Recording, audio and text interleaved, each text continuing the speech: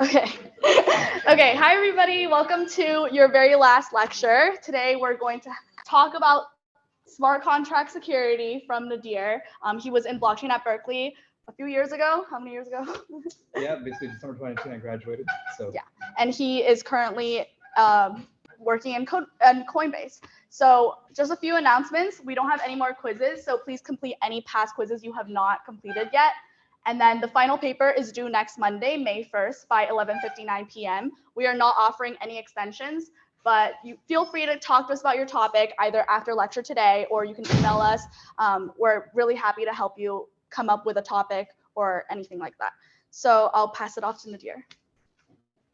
absolutely. So hello and welcome everyone. Today I'll be talking about blockchain security. My primary area of expertise is in smart contract security, but I'll be going through all kinds of blockchain security today. So I often refer to blockchain security as the most adversarial it gets, because in a blockchain, as you already know, anyone can access the network, anyone can do whatever they want so long as they have the resources to do it. And that means, unlike traditional web security, you don't have the luxury or convenience of having everything hidden behind closed source material. Everything's exposed for anyone to see, it's immutable, and once it's hacked, it's gone. Almost all the time, it's gone. And so as a consequence, it really doesn't get more adversarial than this. So for people who really like thinking about all the edge cases, this is something that, at least for myself, is very exciting. I think for you could be as well. So the first and most important question of this lecture, who is this guy? So my name is Nadir. I was a student here at Berkeley, graduated in December 2019, technically, avoided SUM University. I was the former president, head of education and other things at Blockchain Berkeley. I was a research engineer at QuantStamp, working through school, and I'm currently a senior blockchain security engineer at Coinbase. So I've given talks all over the place. So I love lectures that are more of a back and forth and conversational. So please feel free to ask questions. The more obscure and strange the question, the happier I'll be. And I've actually contributed to a book on smart contract security while I was at QuantStamp. So that's something that I think serves as a very good resource for someone who's just trying to get into the field. And I find it kind of redundant to put a picture of myself on my own slide when I'm standing right here. So you can look at my cats. So today we'll be going through the following 6 topics. First and foremost, what is blockchain security? Then what is smart contract security, protocol security, traditional security in the lens of blockchain security? And then lastly, most exciting part in my opinion, can you find the vulnerability? And then lastly, any Q&A. So let's start with what is blockchain security. So first and foremost, blockchain plus security. Blockchain, this far in the course, I hope you already know. Security, I appreciate the definition that is the fact that something is not likely to fail or be lost. And there's a reason why I emphasize likelihood. No system is perfect. No system is completely immutable to hacks, to manipulation of whether I can fully protect the system, and more a question of how well I can assure myself that the likelihood is as low as possible. So security is really not a black and white, yes or no, this thing is safe or unsafe. It's more of a how safe is it on a spectrum of levels of security. And that security naturally is going to be proportional to how much you care about the thing you're securing, which is another thing that may not be as easy to appreciate at first glance. If you have a $10 watch and you put it inside of a $100 safe, you spent way more on the safe than the watch. And consequently, it doesn't really make as much sense to do that. But if you have, say, $160 million in a smart contract, you better spend something proportional to that amount on the security and the audits you do for it, and on the key management protection you do for it. So there's a lot of different categories of blockchain security. These can include node security, smart contract security, web app security, key management, cryptography, system design. And I guarantee that for each of these categories of security, there's at least one embarrassing way in which someone lost a lot of money. So there's all kinds of different places in the blockchain security field that a person could be working in. They could be focusing on the web app side. They could be focusing on the networking side. That picture in the middle is just what happens if you don't do blockchain security, right? So why is blockchain security important? All in all, to avoid showing up on the blooper reels of things that have happened in the history of crypto. So rect.news is the place that advertises some of the most embarrassing and impactful smart contract security hacks and other blockchain security hacks.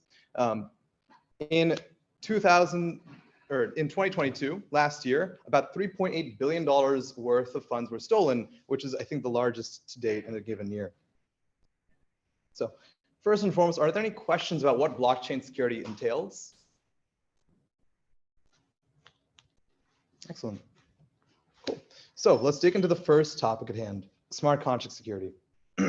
So as we know, smart contracts are the foundation of dApps or decentralized applications. They're typically written in Solidity, but they can also be written in Viper, Move, other languages as well. And naturally, each kind of smart contract, both platform and language, is going to involve its own kinds of intricacies or considerations. So smart contract security seeks to ensure that funds and data are safe and that only the intended users can perform actions. So funds and data are core to any product that you're building. The money that's moving and the data that's being stored.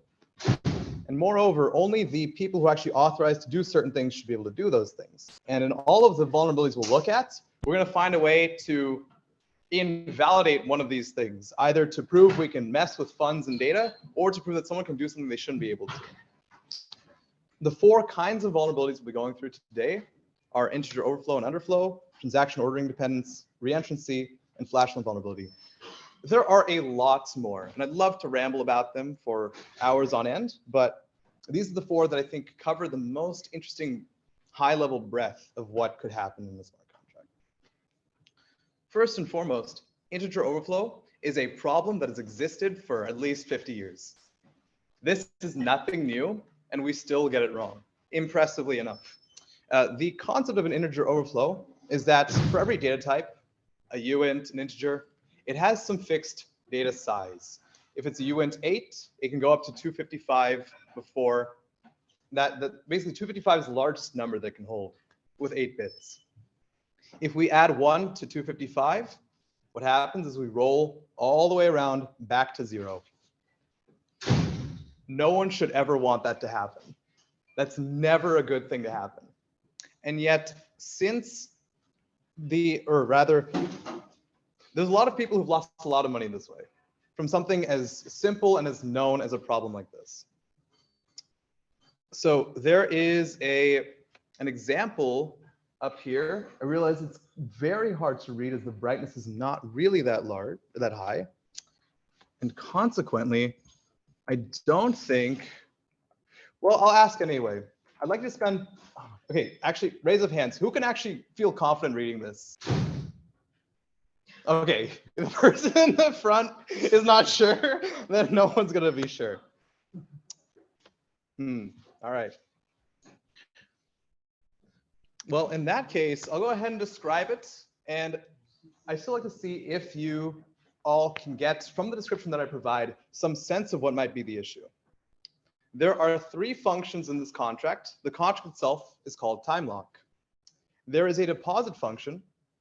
The deposit function allows you to deposit money into the contract and allows you to increment the lock time by 1 week. So every time we deposit, we actually increment the amount of time that funds are locked up in this contract. So if I put funds in today, the idea is that I'm not going to be able to withdraw them for at least a week. That's the intent of the contract.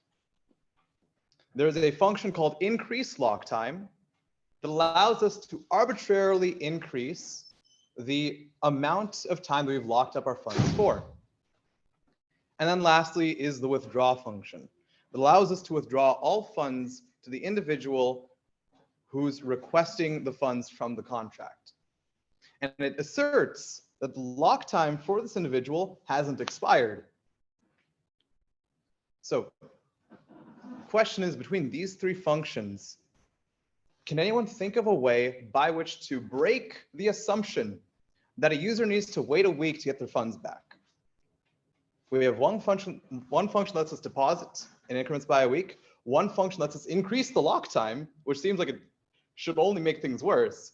And one function which lets us withdraw if the lock time is not greater than, or rather if the current block time is greater than the lock time. If we've passed a week, or so is the intent. So take 30 seconds, talk to the people next to you, see if you have any idea of what the solution to this might be.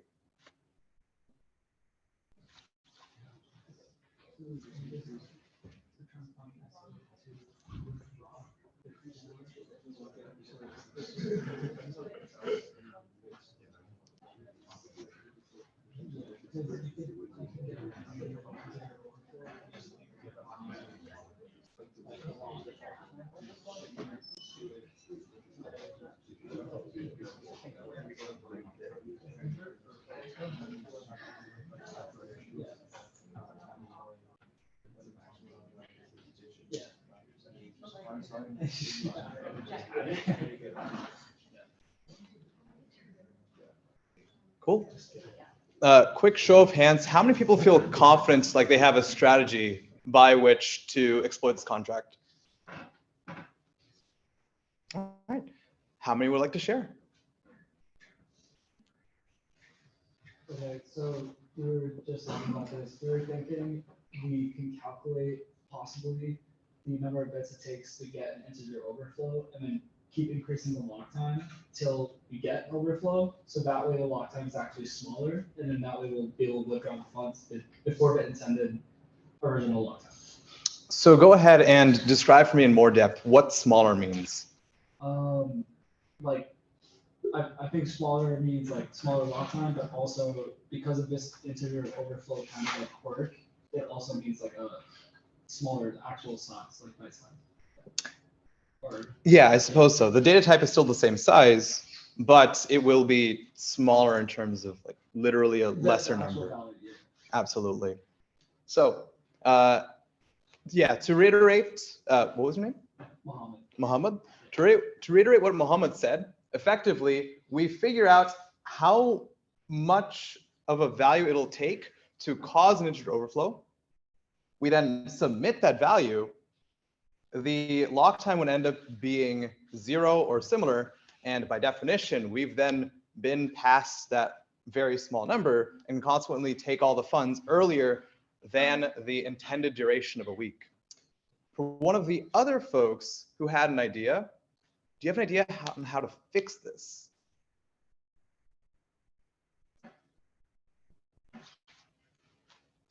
I mean, you can check if the new time after adding is less than the original time, right? Or the block time. If the new time after adding is less than the original, and right. So effectively, what Daniel's saying is you can provide an assertion that if we cause an overflow by doing the addition, revert. Don't allow it to happen. So that means the lock time can only increase and therefore cannot be susceptible to this manipulation where we cause it to go almost back in time. So that's one example of how to mitigate integer overflows. Does anyone have any other ideas of how we can mitigate integer overflows? Limit the number of add times you can do. Limit the number of add times you can do. Do you mean limit? You can't do like enough to like. So with this example in this contract, in this example, we're able to do it in one time. It only takes one call to this function with a sufficiently large number. So that in itself isn't going to help, but I do think that in combination with limiting the amount by which you can actually increment it, that could also work. Possibly use safe math. Use safe math. Can you describe to me what safe math is? I think it's like a library or utility, set of utility functions available in Solidity or I guess a certain version of Solidity. And then, yeah, it just prevents overflow and underflow. Absolutely. Yeah, so a very common library from Open Zeppelin, one of the leads in smart contract security, is called SafeMath, and that is what most folks used for quite some time to prevent integer overflows and underflows, and still use. And I'll clarify why it's not necessarily still always used. But that is effectively an extension of Daniel's mitigation, which is provide an assertion every single time you do an operation that you haven't overflown or underflown. Any other ideas on how to mitigate? One note is that the mitigations need not be at the contract level. If you were designing Ethereum, if you were designing Solidity, and you knew this was a problem, what would you want to do about it?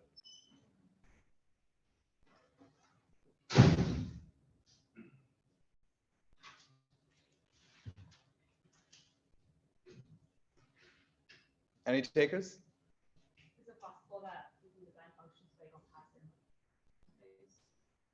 Design functions so you can't pass in numbers in the first place, unless you need to.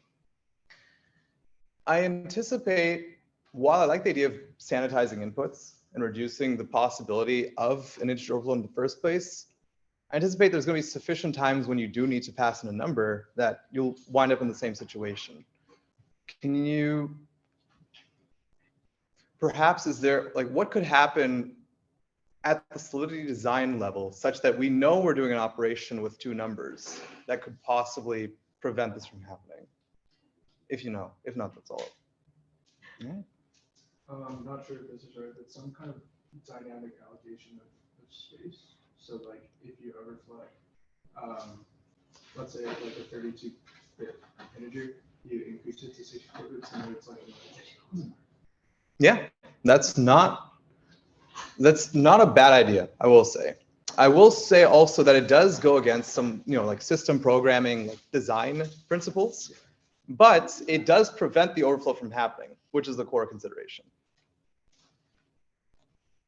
I mean, you can also just basically integrate SafeMath into the language or I guess the EVM itself so that it automatically reverts transaction when there's a. Interesting. Integrate SafeMath directly into the EVM itself. So what does that imply for users? I think the implication is very natural, but just to be totally clear, like if I'm writing a smart contract, what do I need to do if SafeMath is integrated into the EVM? User or smart contract developer. I mean, I guess you probably don't want transactions reverting, right? So you maybe leave checks as well. Well, I think the key thing I'm getting at is as a developer, you don't need to do anything because it's done for you. And that's the beauty of it. Yeah, I think that covers the majority of the situations. So first one, add assertions. Second one, prevent at the compiler level. And then the last one is prevent at the VM level entirely. And there's a distinction here between compiler and VM level. The compiler level is such that when you actually take some source code, turn it into bytecode, the bytecode has assertions within it that are built in saying you're not allowed to perform an overflow.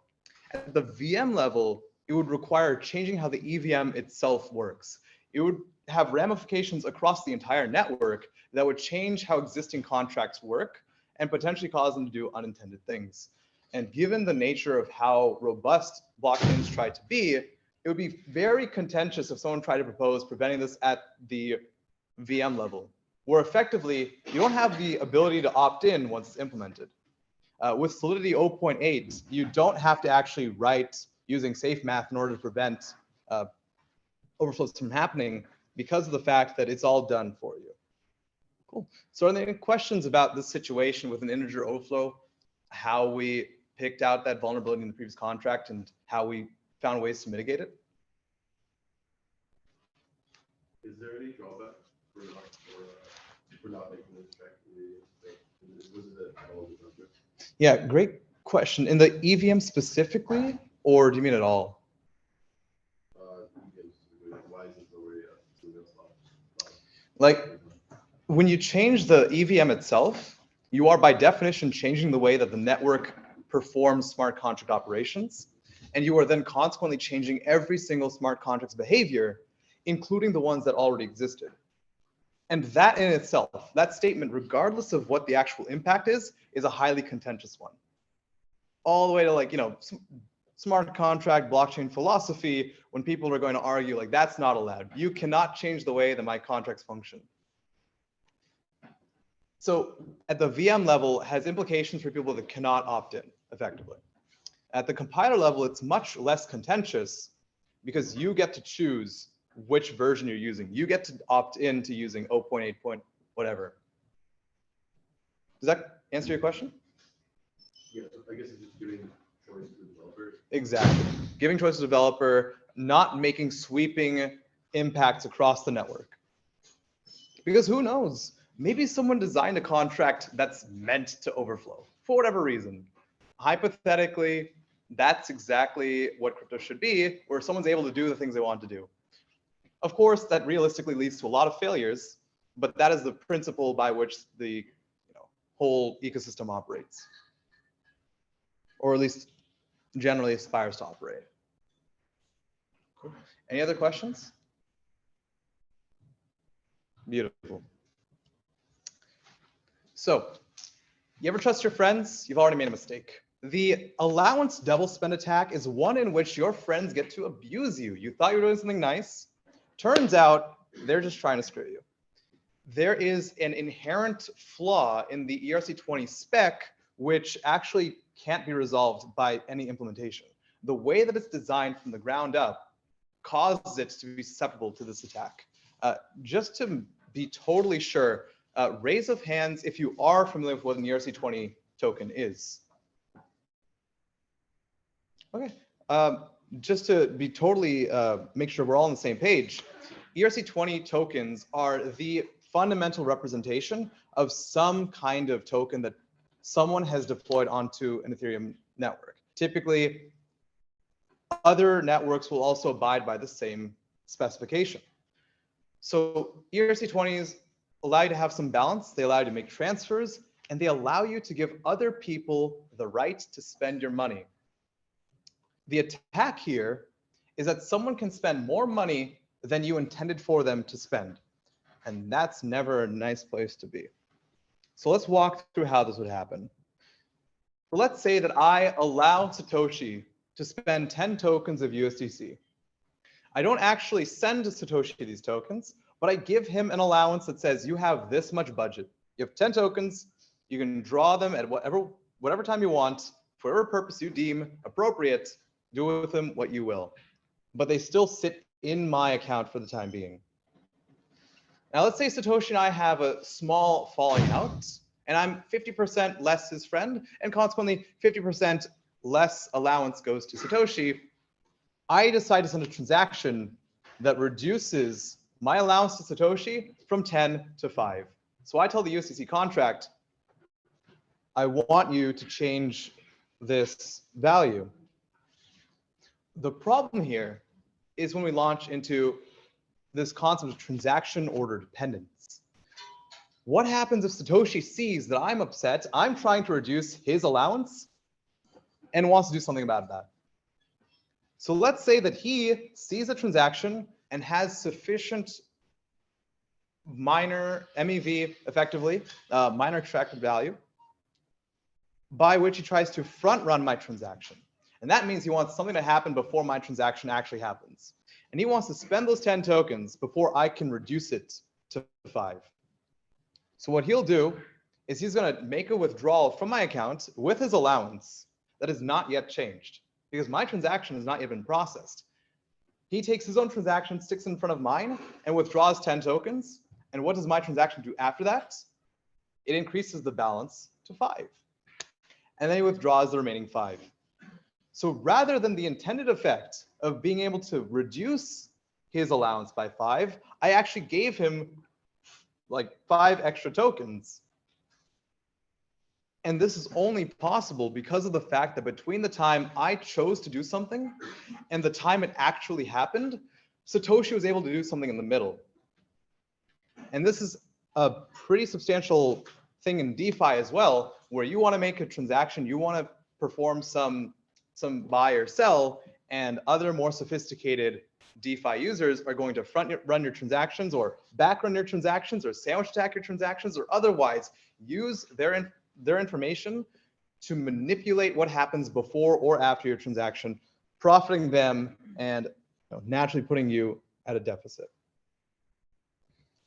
So this is the problem that we have, that I try to set a balance, but the assumption I made at the time I made this operation is different from the actual state of the contract at the time that my transaction occurs. So for this particular situation, does anyone have any ideas how we might be able to prevent myself from accidentally having tokens stolen from me that I didn't actually intend on sending? How to prevent the scenario where I think I'm decreasing an allowance, but actually the funds are already gone by the time that I have changed that allowance to what I want it to be. So go ahead and take 30 seconds, talk to one of your neighbors, and see if you can figure out how to prevent this from happening, how you might change the ERC20 implementation to prevent this situation from happening.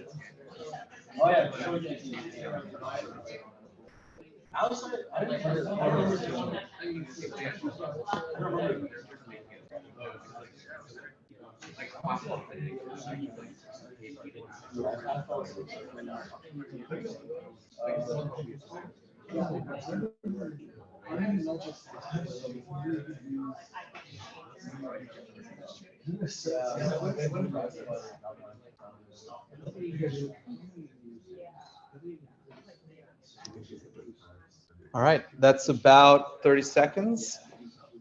How many folks feel confident in having some kind of approach that they think could work? All right. Of those folks, who would like to offer the response? I'm imagining a scenario where Satoshi has to request the dealer like sign off on when he wants to actually take the allowance out. Gotcha. Even though the users might not actually want That's a very key consideration. So effectively, what it sounds like you're recommending is have a secondary check, like a reauthorization of those funds prior to them actually being able to be withdrawn.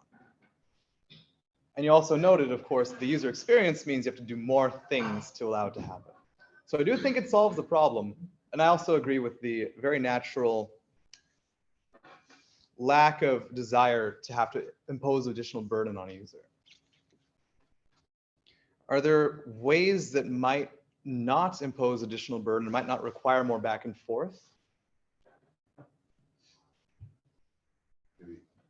Go ahead. Maybe you could go back up and check the previous transactions to see how much allowance was spent previously. It's very interesting. So check how much allowance was spent previously. I imagine the idea here is that if too much is taken within a certain time window, then don't allow more allowance to be provided. Yeah, and if you want to decrease it to 5 and check back and they already spent 10, then cancel it out. Right. I imagine that would need to, I guess, how would you imagine that being implemented if you have an idea? Well, I guess there'd be 2 separate functions of setting the allowance or decreasing the allowance. So if they decrease the allowance to 5, then you go up and see they already spent 10 and then send them a warning, tell them, oh, this person already spent the 10. It's a very interesting proposition to separate decreasing the allowance from simply setting it. In that scenario, it's very interesting because when you have a function dedicated to decreasing the allowance, you can't have this mistake of accidentally incrementing it after the fact. So that I think is a very viable strategy. You can subtract it from the balance first and then execute the transaction. So like, even if they try to exploit it again, that will just end up them subtracting from the balance first. Subtracting it from the balance. Could you walk me or specify where in this process that would happen? So like, negative loss such as you tend to predict the USDC, right? Mhm. So, oh, I guess it doesn't really apply to this one. All good. I appreciate the response nonetheless. I guess the intent here was effectively similar to a lock. You want to make sure that when the operation is being performed, it cannot be interrupted or it cannot be circumvented. Yeah. That totally makes sense. Yeah, naturally, we don't have that luxury in a decentralized context because the very nature of it is that unless you are yourself a miner, you don't really have control of the order of transactions, and you are at the mercy of whoever else is running this business to actually decide where your transaction falls. Any other ideas for how to mitigate this situation? I mean, I'm not really sure if like what you just said like kind of like underlines this, but similar to what you said in the front, like at the time of execution, you check the current allowance for Satoshi, and if it's at 5, then like you don't do anything. If it's at 10, you drop it down to 5, or you can basically check like what the current allowance is and set it however you like. Could you give me a bit more specificity, like a specific example, either with this example or with another example? Yeah. So like if you had if you gave Satoshi 10-second allowance, and then you submit a transaction such that at the time of execution, you check whether the current allowance is at 10 or not. If it's at 10, bring it down to 5. If it's at 5, keep it at 5. If it's lower than 5, you can choose to do whatever you like. Gotcha. Totally on board with that. With the exception of choose do whatever you want, I think should always be don't do anything. Yeah, exactly. In which case, I think that's a totally viable strategy as well. Yeah, you can use flashbots or some sort of private relay to ensure that your transaction comes first or is not seen. Absolutely. You can use, so rather than actually changing the implementation of the ERC20, if you are simply a user and can't do anything about it, you can use flashbots or private relay or any other methods to effectively be the person who's moving around these transactions such that you guarantee that you're going to be in front of whatever person. In other words, not be the attacker, but be better than the attacker. Any other? Limit the time window when you can change your mind, Limit the time window when you can change your mind. so you can't reduce it after a certain amount of time. Can't reduce it out after a certain amount of time. Could you? Like, so if you gave them 10 tokens and then you change your mind, you only want to give 5, limit that window. Oh, I see. So is it after a certain amount of time you simply Yeah, can? it's kind of on your fault. I imagine this would fall into the same bucket of user experience issue where not enough people would probably be savvy to like take that almost responsibility. So I do see the point, but I do think it's probably going to cause more of a UX issue. Any other thoughts on how to mitigate the situation? I'm just curious, what were the difference between the two answers and they come to the same? The first answer that was given was to have two separate functions, one of which was dedicated for setting and one of which was dedicated for decreasing. The other answer was at the time when you perform the transaction, check to see if the allowance is what you expect it to be. And if not, red flags, raise an alarm, don't do anything. So one of which changes the functions themselves and one of which changes the function signatures and their functionality, and one of which takes the same function but changes that function's functionality individually. But they accomplish the same result, pretty much. So I think that captures most of the options. The first option, which is also a bit of a UX consideration, is to just set it to 0 first. So the way you'd enforce this is to say, if the allowance you're setting is non-zero, first I need to see an allowance of 0 for that person. So what this would mean is that in this scenario, I'd first have to set my allowance of Satoshi to 0 and then set it to 5 to ensure that Satoshi doesn't get to do anything weird in the middle where he steals the 10 tokens. Because the worst case scenario, I tried to set it to 0, he steals the 10 tokens. I'm like, okay, you just did that. You don't get any more tokens from me. And in the following scenario, if I'm trying to set it to 5 and he can't really do anything too crazy after that because I've already been able to set it to 0 and then set it back up to 5.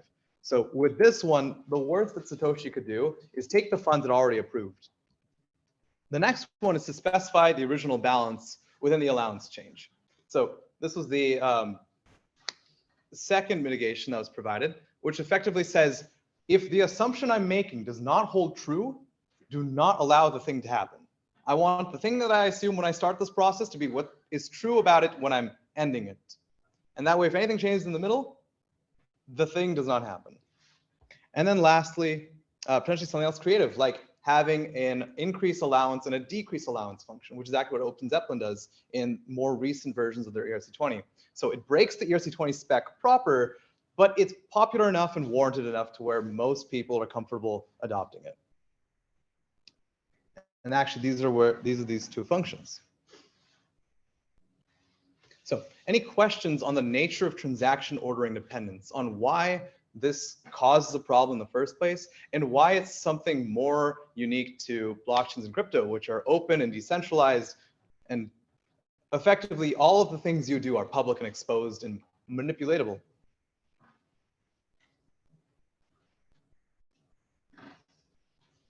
All righty.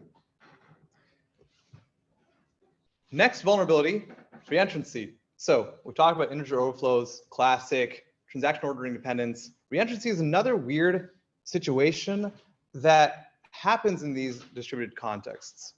It's one you've probably heard of at least once. If you've heard of the DAO back in 2016, re-entrancy was the vulnerability that caused the biggest chain split in Ethereum's history between Ethereum and Ethereum Classic, where the folks that ran Ethereum said, we'd rather not have this happen, and rolled back the chain. The folks that run what is now known as Ethereum Classic said, no, that's not fair. Law is code. Once it's happened, it's happened. A hack is a hack. You're not allowed to just revert it because you didn't like what happened. So re-entrancies rely on calling a function repeatedly before that function completes. So in this scenario, the idea is that in this, let me see if this is also describing what happens, but it's way too small to read. So use a diagram instead. In the left is a contract known as the DAO. And the DAO is effectively a contract that holds a ton of people's money, and it allows you to break that money up into other smaller or subservient DAOs effectively. The problem here is that when you take the original existing DAO, try to make a new one, and withdraw the balance from one to the other, you don't check if you've actually decremented the balance first. So what this means is, imagine if you go to the bank and you're like, can I have $5? And the bank teller says, okay. And before they can actually register that you took $5 out of there, they're like, oh, can I have $5 more? You say, okay, why not? You still have $5 in your account, and they give it to you. And you just keep asking for $5 until eventually the bank's empty, and the teller's just thinking, wow, this person had not that much money in their account, but they're walking out with so much. So similarly, a re-entrancy allows you to exploit a single amount of balance repeatedly. The attacker, effectively, when the balance was withdrawn to them, they said, I want to do that again. I want to do that again and again and again, as many times as I can, depending on how much money you have in there. And by the end of it, I forget the actual number, but I think it was somewhere around 350 million was stolen. And this could have been fixed by simply swapping 2 lines. That's all it took. The ordering of 2 lines was all that it took to prevent this from happening. There's a line here to update user's balance, set it to 0, and a line above that saying, I'm going to send this amount of money to the user.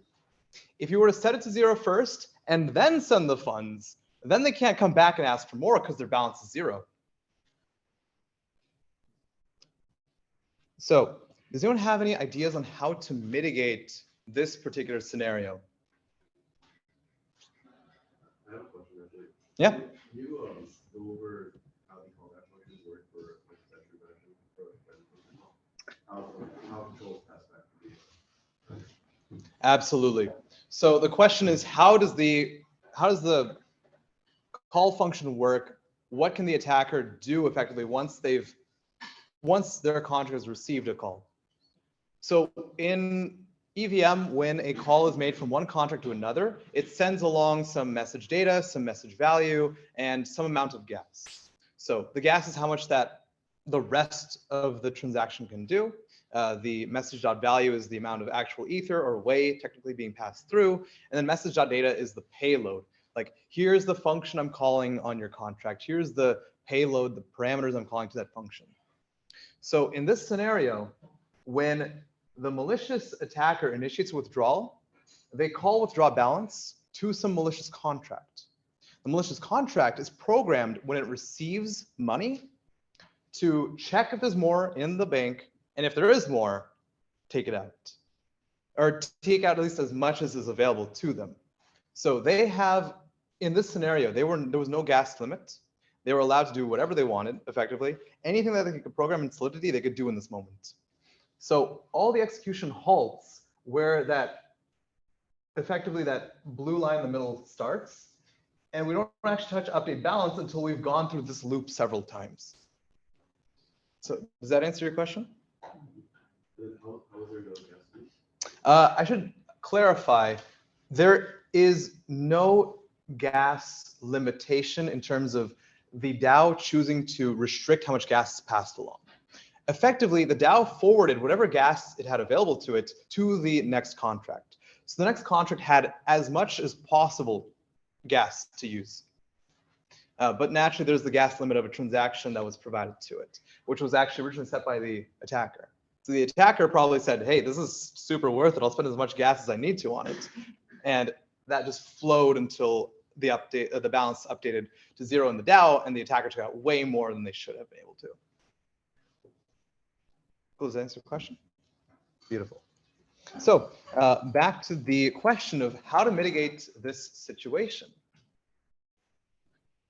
How to prevent the key situation where the assumption that a person's balance is appropriately set doesn't hold true. Go ahead and take 30 seconds, talk to a neighbor, see if you can think of how to prevent this flowchart from happening.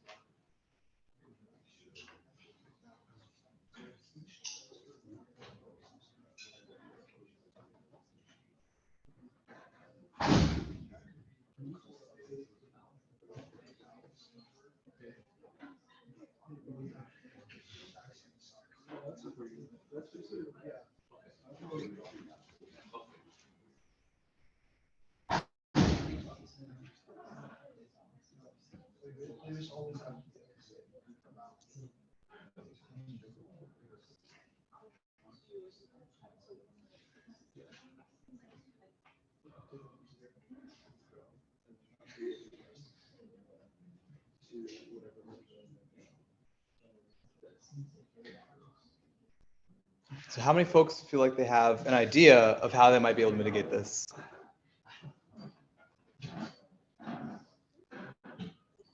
All right. Anyone else? All right.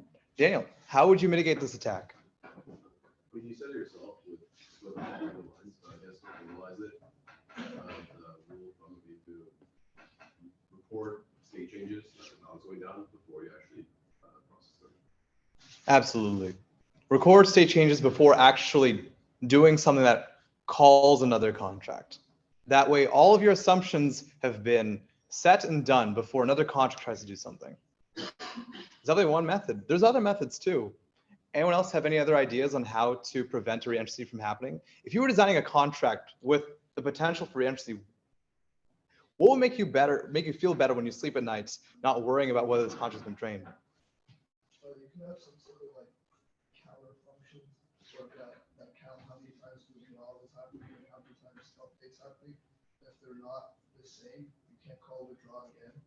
That means the update will go through. Absolutely. So effectively, you have a lock, and that lock says only when these two things have happened in tandem can one more version of that happen. Absolutely. Any other ideas? Simple or creative?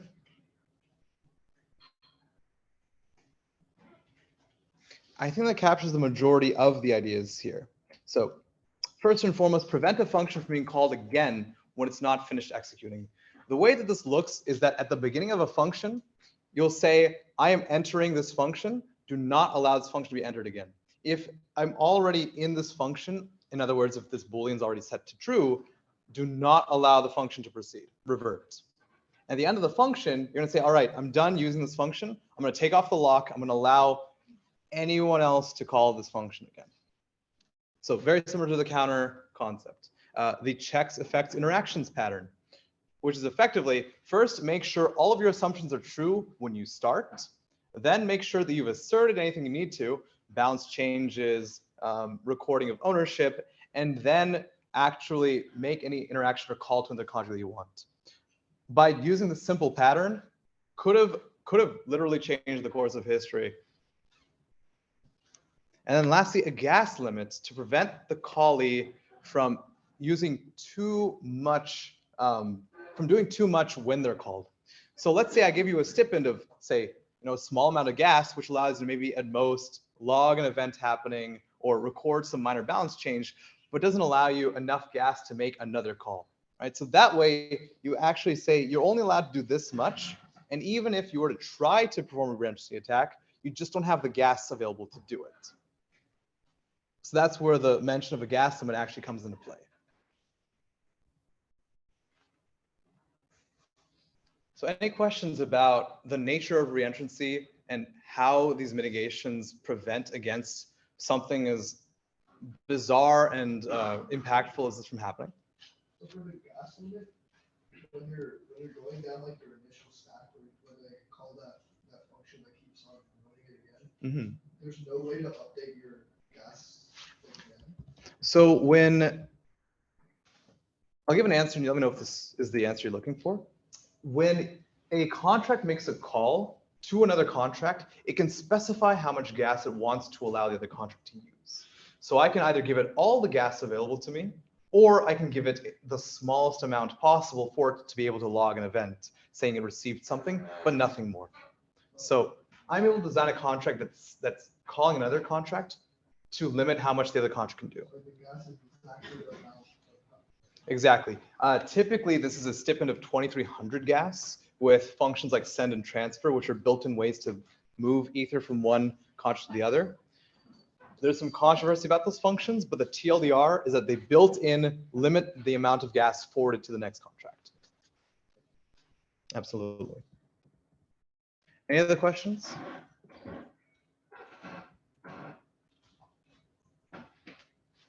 Beautiful. Now the last smart contract security vulnerability I have for you is flash loans. Flash loans, fascinating concept. They are access to capital that must be repaid by the end of a transaction. The loan exists for milliseconds. And those flash loans are so hard to deal with because they are exceptionally lofty amounts, millions of dollars at exceptionally cheap prices, because of the fact that the opportunity cost for the person providing the loan is only where else their money could be sitting. They don't actually have any risk involved as long as they've implemented their flash loan system correctly. But otherwise, they put their money in a pot. Someone can rent out that money for the span of a single transaction and is guaranteed to land back in their pocket at the end of it. So flash loans are exceptionally novel to cryptocurrencies, to DeFi. And one example of what a flash loan attack looks like is a scenario where some attacker will take a flash loan, they will dump some token. In other words, they will take a large amount of supply of that token and put it on a decentralized exchange, and they will borrow back another token. because of the high supply of the first token they provided, the next token that they take from, which is smaller in proportion, seems more valuable as a consequence. They then deposit that token into some smart contract that draws its price feed from this manipulated price. And then they borrow a large amount of the first token in the first place.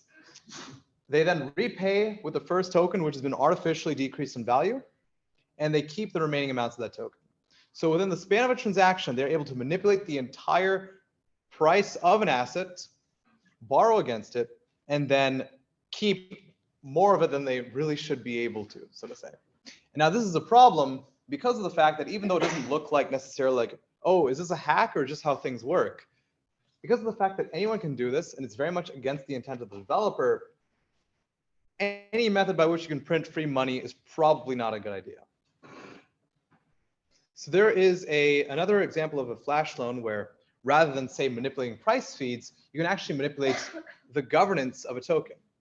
A lot of token governance operates based on voting power, and a lot of voting power is proportional to token ownership, very naturally. So in this scenario, there is a function that effectively allows you to, in an emergency situation, change the way the token functions arbitrarily. In the security world, if you ever hear the term arbitrary, you should be terrified. There is never anything good that happens from being able to do whatever you want. And that's exactly what this allows, for good reason, with good intent, I should say. The idea is that if there's some sort of emergency vulnerability that's discovered, a person can say, I want to make this change, and after a day of waiting, they'll be able to, with enough people backing them, make that change within 24 hours. So there's first and foremost requirements, like make sure it's nominated, that it's been proposed, make sure that the timestamp is past a day of nomination, that it's not just immediately someone trying to change how things work, that it's active, in other words, it hasn't been concluded or ended, and then require, this is the most important part, that the percent of token voters voting for this proposal to happen is greater than 2/3. And that's where the cost comes in. How do you get 2/3 of the tokens? That sounds like a lot of money. That sounds like I need to have access to a lot of capital. Oh, wait, flash loans. And suddenly, bam, boom, I'm done. That's all I needed. A single flash loan, and I'm able to take control of this entire governance project. And I believe, I don't recall exactly which, yes, this is the, Beanstalk Farms attack, which manipulated the entire token and stole hundreds of millions of dollars with something as simple as a single function. So we said flash loans can be used to manipulate price feeds. We said flash loans can be used to manipulate governance contracts. What are some ways in which to mitigate flash loans, in which to prevent this massive amount of capital in a single transaction from throwing off the way all of the assumptions that our systems make about how much capital our attacker has? So go ahead and spend 30 seconds, talk to your partner, and see what you can come up with for how to mitigate flash loans from happening. Is this going to be like for your protocol, or is this going to be for Yeah, I guess I should clarify.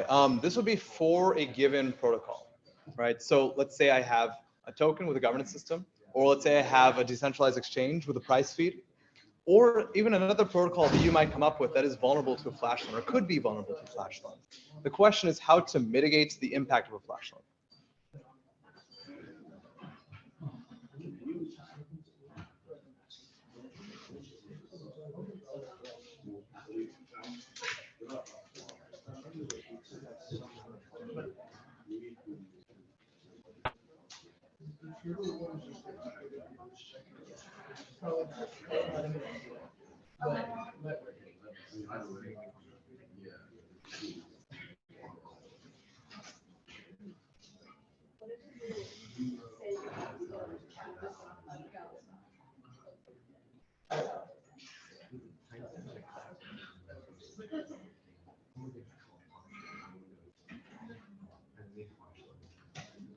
Cool. I think it's about 30 seconds worth. Do folks have an idea of how they might mitigate flash loans in some particular context that they've thought of? How many folks feel like they have an idea of some form or sort that is at least somewhat coherent? How many folks want to share? Fair enough. I'll just say mine, but what if you tell them they have to at least keep what they buy for a certain amount of time before they can sell? Absolutely. So one key consideration is when a person executes a flash loan, or rather when a person tries to do something that requires a lot of capital, require that the capital sit there for at least one transaction. And that proves that the person has ownership of it outside of the context of a flash loan. Typically, you'd want it to be more than just like a single, like 2 blocks. You want to be maybe more like a day, because they could, outside of a flash loan, rent it from someone they know, right? And off chain say, I'm going to pay you this much for this much capital for this duration, which circumvents, working strictly within the chain. But all it is to say, having a time lockup definitely prevents a lot of these instantaneous takeovers through flash loans. In fact, having that here would have solved this, at least this immediate situation. Cool. Any other thoughts, considerations? Maybe for like a DeFi example, you can formalize the assumptions you have about how much capital is being employed or something. So maybe it's like a swap, prevent a certain percentage, or make sure the swap amount or something is like a percentage of the liquidities that you don't have massive changes. I see. So effectively have some kind of trailing data that says here's how much liquidity was in the pool, and if we exceeded by this much, don't account for it excessively. Or is that? Maybe that's what I mean. If it sounds good enough. I guess just like preventing a massive trade, for example. I see. That totally makes sense. Right. By limiting the amount that could even happen in the first place, you've then prevented a flash loan from being able to have as much impact. Yeah. Well, I definitely do agree that that solves the problem. It does have the natural user experience consequence, but you can also ask the question, how often is this actually a normal user doing this? My question was like, in that example, what's stopping you from using a lot of different DeFi protocols and doing it that way instead of just using a few? You would be under that so-called limit, but you'll still be able to get all of the, I guess in this case, governance tokens. Yeah, that's a great question. Why not, if we have a limit on a single one, why not just do it across several, right? And max out every limit we can effectively. Depends on what you're trying to do. If you're trying to manipulate some price feed, it's going to be less effective if you try to manipulate, if you have to manipulate several dexes in order to get the actual value to shift. It still could be effective, but just not nearly as much as if there is a limit. And moreover, there's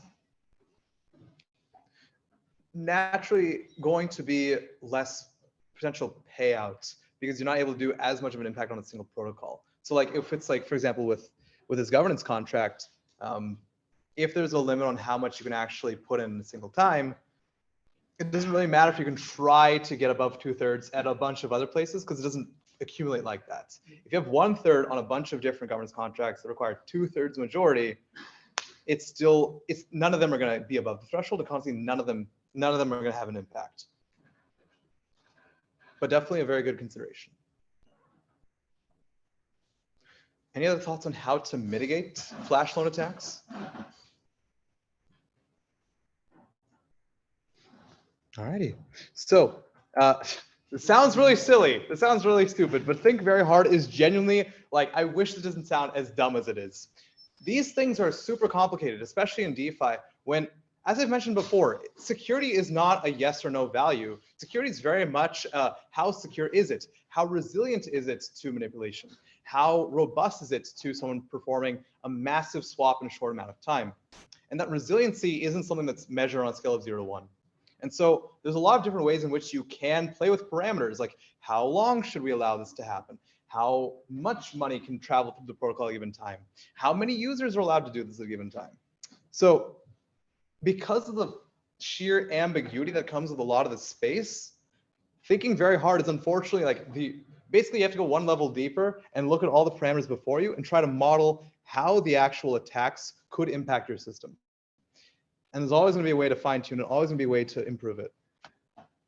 Another mitigation is preventing actions with a single transaction, where a user can't dump tokens and then approve a proposal and then pay back the flash loan. They actually have to own the tokens for more than a transaction and therefore cannot use flash loans.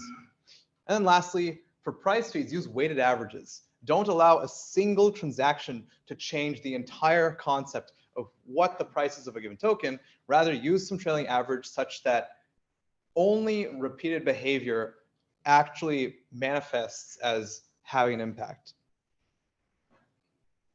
Cool. Cool. Any questions about flash loans, about why they're dangerous and how we can mitigate them? Cool. Do want to do a quick check-in. How many folks feel like they have the stamina for another set of categories of blockchain security? We have a few brave souls. Okay, I'll ask the question again. How many folks feel like they have the stamina? Yes or no?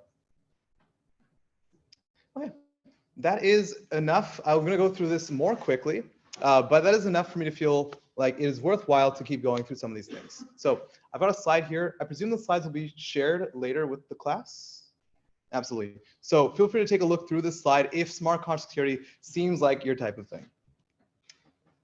Protocol security, to quickly define it, is effectively looking at all of the variations of attacks that can happen at the protocol level, at the consensus level, at the node level. These are the things that typically when we say the blockchain is secure, protocol security is why it's secure, why we say the blockchain is safe even if the applications on top of it are not.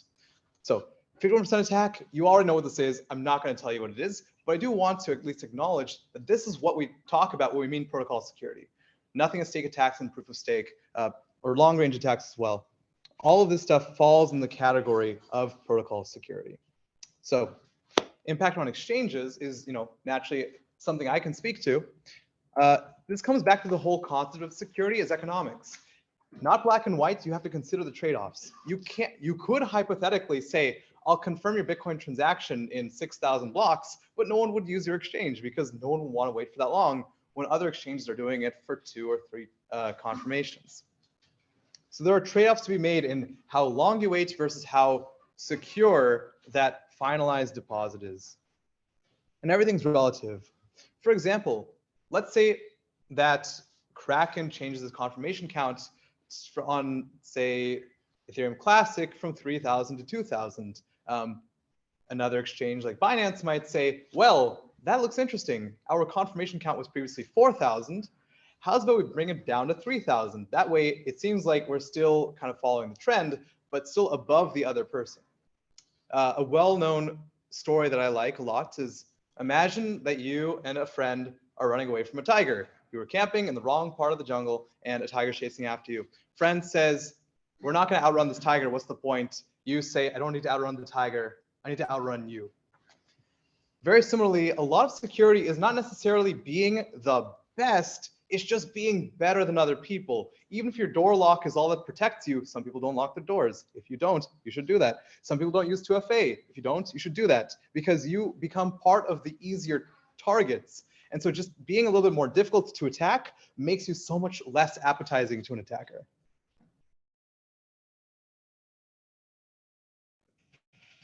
Cool. Any questions on protocol security? Very good. Rather on 51% attacks. Node security is a critical part of protocol security. The nodes define the protocol, and a bug in the node is going to impact the entire protocol. So Optimism recently had a bug where anyone could print as much money as they wanted. And remember, as I said, that's always really scary. If anyone can do whatever they want, print as much money as they want, your whole network is going to topple over because of the fact that no longer do you have this guarantee of scarcity. For this discovery was a $2 million plus bug bounty paid out, and it could destabilize an entire network's ecosystem. The core problem was that there was effectively this function, not function, but rather an opcode the node software was modified in such a way that anyone, when they self-destructed a contract, could repeatedly print more money. And so even though it wasn't at the like smart contract level, it was deeper than that. It very much threatened the entire protocol. Staking is another example of protocol security. A lot of considerations for staking. The keys that manage the actual validator, the keys that hold the validator's funds, the penalties that could occur as a result of downtime or slashing, all these questions when developing something like a staking provider. If you offer to run validators for someone else, for someone to delegate their funds to you, there's always the opportunity that that person runs their business poorly and you lose your funds as a result. And then the last category of security I want to talk about is traditional security. So this goes back to like web app stuff, key management stuff. There's a very, very common saying, not your keys, not your funds. It has a lot of weight. If at any point your keys are compromised, that's it. I had this one student back when I was teaching this course, I want to say in spring 2018. I don't know how, but every single time I talked about anything to do with cryptocurrencies, blockchains, he would always come back to the same series of questions that ended with, so you're telling me if I lose my private key, I lose my money? And every single time I had to explain to him, yes, that's how it works. And one key example of someone who didn't understand this is the Road and Bridge operators who put their private keys in such a place that it was compromised and lost $625 million. You'd think it would be such a simple lesson, but apparently not. This was a consequence of centralization, where a few select parties with weak keys had access to the entire protocol's behavior. And as a consequence, when those keys were stolen, the attacker became god of that network, specifically god of the bridge, and was able to take all of the money in the bridge. There was, to be more specific, effectively there was like an open door left unlocked by which someone was able to enter, walk in, steal keys, and do whatever they wanted to do. So what happened after, you might be asking like $625 million, like where did that go? So one thing to note is that there's this nice quote from one of the folks who works in Immunify, a bug bounty program, that effectively says hacking is the easiest part. The hardest part is getting the money out. And so this attacker sent their funds to a number of different decentralized exchanges, to a number of exchanges, and effectively tried to launder their money, but was only able to launder about 7% of it by the end of the day. The remaining, I think, is still sitting in that attacker's account and hasn't actually been, useful to them, so to say. And then another situation in traditional security. So say our phishing attacks, which are comparatively so boring. They're so boring compared to the actual like interesting attacks that happen on a smart contract at the protocol level, because all this requires is sending someone an email and them being dumb enough to click it, frankly. But this is still a very common problem. There's a lot of phishing attacks that occur because this is not unique to crypto. This is just a thing that happens all over the place. There's so many companies that do trainings where they'll send you fake phishing emails and hope that you click it. So in this scenario, $1.7 million was lost in this attack. That was as simple as copying and pasting an email and sending it to OpenSea users. So really, this just goes to show that there's a lot of old problems that blockchain security inherits and then some. So to do blockchain security, it requires a massive amount of breadth of understanding of where in this stack of Web 2, Web 3 can things go wrong, and where is it appropriate to allocate resources most, because we cannot solve everything at every layer. Very similar attack happened when someone was able to compromise the front end for Curve Finance, and something as simple as that was able to steal funds from about $500,000 plus from innocent users who really had no idea they were on the wrong website, and frankly can't blame them for that one. Are there any questions about the more traditional security stuff, about how the Web 2 stuff bleeds into the Web 3 side of things? All right, very good. So, number of exercises. I hope these will be interesting. Unfortunately, I think for folks in the back, is this legible? I got a thumbs up, very good. I'd like to take 30 seconds to a minute, see if you can hack this contract. So talk to your partners, see if you can figure out how to make this thing give you way more money than it should.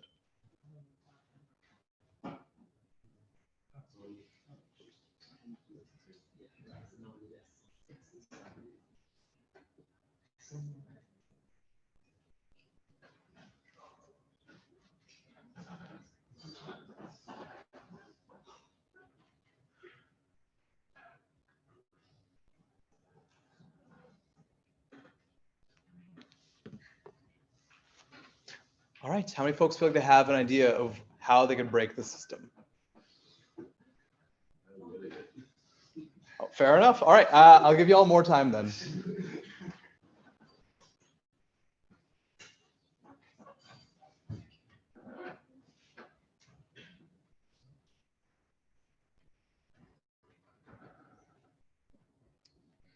Can someone clarify for me the implication of the hint? Why is that hint there? We're looking probably for some kind of overflow. Exactly, we're looking for some kind of overflow or underflow. The implication being that if this person used a different version of Solidity, they wouldn't have had to consider the problem in the first place.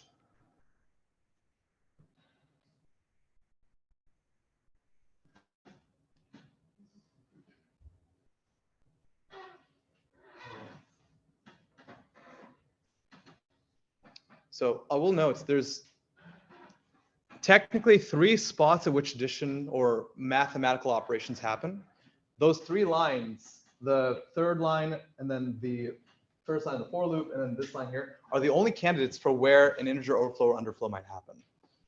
And 2 of those lines look fairly innocuous.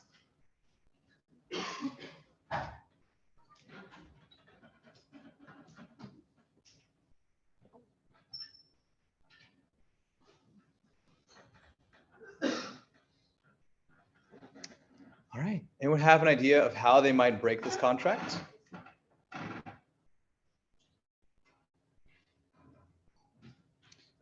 Has anyone found a line that they find suspicious that they're focusing on? When it adds value. When it adds value here? Yeah. Is there a scenario where, I'm not sure Mhm. if this is right, but is there a scenario where you can add enough value such that it will overflow and make the balances of one of the receivers equal to 0? Yeah, I mean, that is a very natural question.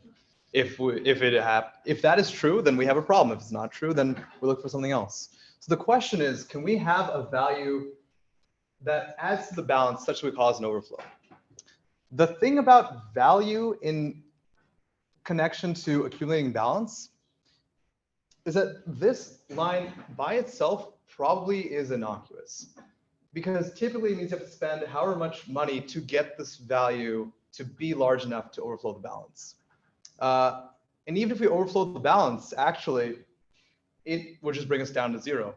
So we could screw someone else over by setting their balance to 0 by overflowing them, but that would also mean they had an enormous amount of tokens in the first place. So the chances of this line being relevant, not as much. So when you input a value and like you just the third line you get your balance, like since that's also could you like overflow that so you're subtracting 0 and like you're able to add value to other people, so like you're never losing your own. You absolutely could. That is 100% correct. So what was your name? Drew. The line that Drew pointed out here is that third line right there, where we have a count, the number of users that we're sending money to, and some amount of value. If we multiply these 2 things and they multiply to 2 to the 256, that ends up resulting in an amount that equals 0, because we do not have the data size to represent 2 to the 256. So that means we have enormous, egregious values, but an amount of 0. And that breaks the assumption that there's some amount that we're subtracting from some user's balance that reflects the total amount of value being moved to other users. So with this, I think you can print, I forget the exact term, but it's in the quadrillions or quintillions of tokens, and then dump them on an exchange and make a lot of money. And render that token absolutely valueless.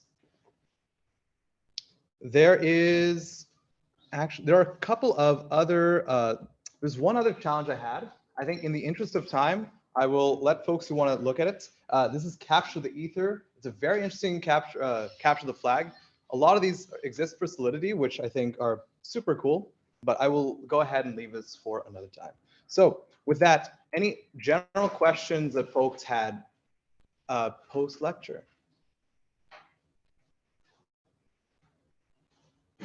So there's a lot of responsibility on developers for trying to patch all sorts of problems. And one of the reasons why this is mostly on developer is so that it was, I guess the blockchain is pretty new, right? As you were saying. Do you have any thoughts on kind of like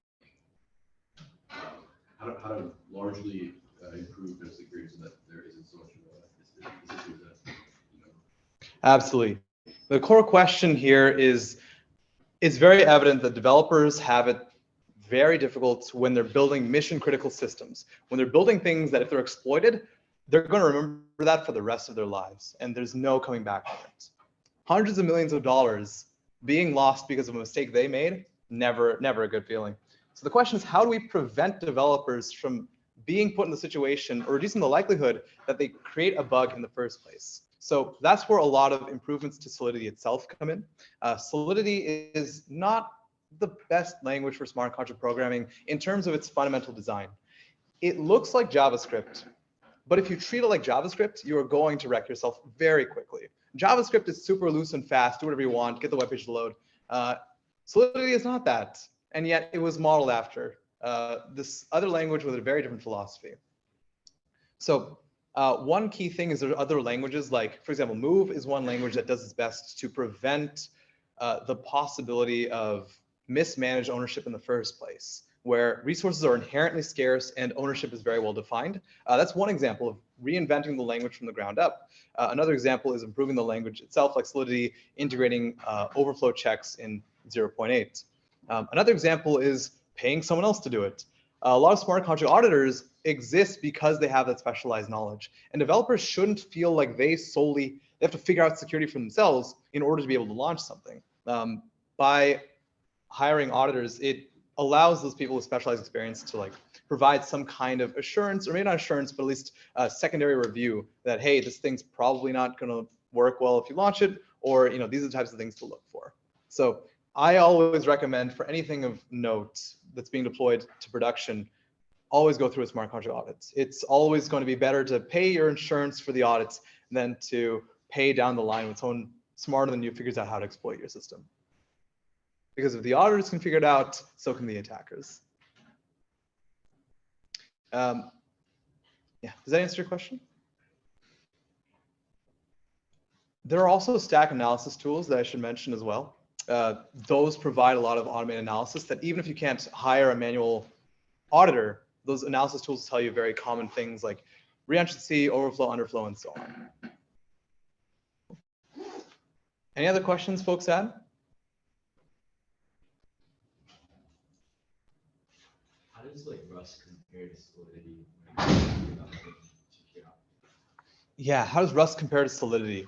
So in, I assume specifically the smart contract context, Rust in itself, I like the language Rust a lot because of the guarantees that it offers. It can be very fun and annoying to battle the compiler for sure. The problem with using Rust for smart contracts, using Rust directly, is that by the nature of this almost like SDK model, where you have to take a language that exists for general purpose programming and manipulate it to fit in your specific context, there's a lot of areas for potential either mistranslation or almost like exiting the sandbox. So using Rust, using any language in a blockchain specific context requires a lot of work to make sure that the general properties of the language are deterministic across computers. Like the way Rust executes on my machine for a blockchain should be the same way as yours, should be the same way as someone else's. The EVM does this well because it's an entirely new VM. It's designed from the ground up. It is the same on every person's machine, but Rust will compile differently depending on whose machine it runs on by default. So the blockchain developers building a Rust-based smart contract platform have to take into consideration, how do I properly work this into shape to work for my blockchain? So if the hypothetical situation arises where it's perfectly implemented, I think it'd be very cool. But I definitely prefer the alternatives of building a language inspired by Rust, like Move, that are built specifically for smart contracts by design from the ground up. But if I could have more Rust-like properties in Solidity, I would want that. Any other questions folks had? How did you get into crypto security? Was it kind of through crypto or like security? How did you know? Yeah, good question. I got into crypto when I took this class in 2016, the first ever iteration of it. A year later, I taught that class, and then a year later, I helped put that class on edX, which I think now has somewhere around 300,000 students. So I always enjoy teaching, and I was so personally pissed off seeing how many people were losing money to stupid things that I was determined to get into security, both because of that vindication, but also because of just how much imagination it takes to feel really good about finding everything you possibly can. Like, there is no correct answer in a lot of these things. There's no way to say you've done it. You've found everything there is to find. It's very much just trying to be as smart as you possibly can, learn as much as you possibly can, and continuously expand how much you know about the domain. So I like stretching my imagination to that extent, and consequently security felt like a very natural fit. Any other questions? All right, I think that wraps things up for today then.